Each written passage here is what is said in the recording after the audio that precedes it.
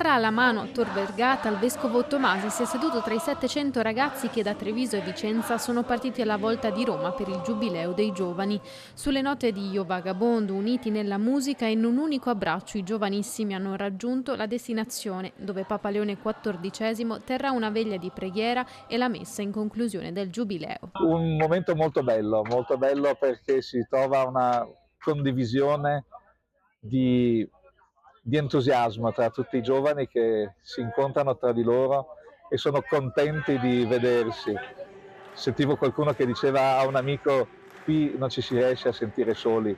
Ecco, questa è una bellissima cosa, non ci si riesce a sentire soli e sentiamo che ci può essere tanta energia di speranza.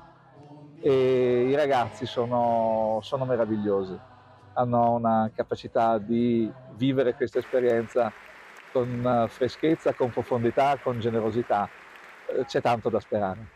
Ed è proprio la speranza il tema del Giubileo. Nei 52 ettari del prato di Tor Vergata, lo stesso luogo nel quale la generazione dei loro genitori incontrò Giovanni Paolo II 25 anni fa, arriveranno altri 100 giovani veneti per la messa, per ascoltare le parole del Papa Nuovo, come lo definiscono, destinate a segnare il suo pontificato.